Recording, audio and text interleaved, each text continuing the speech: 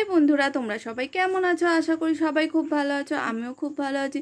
সম্পাস ব্লগে নতুন একটা ভিডিও নিয়ে চলে এসেছি তোমাদের কাছে। আমার ভিডিওটা ভালো লাগলে অবশ্যই লাইক কমেন্ট শেয়ার করো। আজ বাড়িতে এঁচোড় চিংড়ি বানাবো, সেটাই তোমাদের সাথে শেয়ার করবো। তো এঁচোড় চিংড়ি বানানোর জন্য দেখো পেঁয়াজ টমেটো কেটে নিয়েছি, আর কাঁচা লঙ্কা ছিঁড়ে নিয়েছি, আর পাশে গোটা গরম মশলা, চিংড়ি মাছ দেখো ধুয়ে পরিষ্কার করে রেখে দিয়েছি। আর এই প্রথমে এঁচোড়টাকে আমি কেটে নিয়েছি, আর আলুও কেটে নিয়েছি। তো একসাথে নুন হলুদ দিয়ে একটা সিটি দিয়ে নিয়েছি, আর তাতে কিছুটা ভেজানোর ছোলা দিয়ে দিয়েছি। তো ছোলাটা কয়েকদিন আগে ভেজানো ছিল, তাই কলা বেরিয়ে গিয়েছিল। আর এইদিকে কড়াইতে তেল গরম করে এঁচোড় আর আলুটা একটু সামান্য ভেজে নিলাম। আর আবার কড়াইতে তেল গরম করে গোটা গরম মশলা ফোড়ন দিয়ে পেঁয়াজ টমেটো দিয়ে দিলাম একসাথে। তারপর কাঁচা লঙ্কাগুলো দিয়ে ভালো করে নাড়াচাড়া করে নেব। আর এর মধ্যে আমি মশলা আদা রসুন আর কাঁচা লঙ্কা বাটা দেব। তো সেই পেস্টটা আমার ফ্রিজেতে কড়াই ছিল, তাই এর মধ্যে দেখালাম না।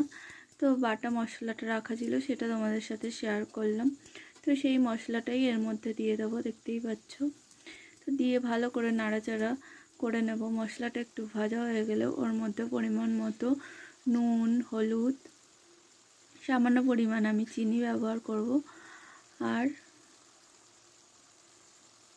লঙ্কার গুঁড়ো আর গরম মশলা গুঁড়ো দিয়ে ভালো করে মশলাটা আমি নাড়াচাড়া করে নেব। তো তারপরে দেখো ভালো করে তেল ছেড়ে এলে ওর মধ্যে সামান্য পরিমাণ জল দিয়ে দেব মশলাটা ভাজা হয়ে এলে।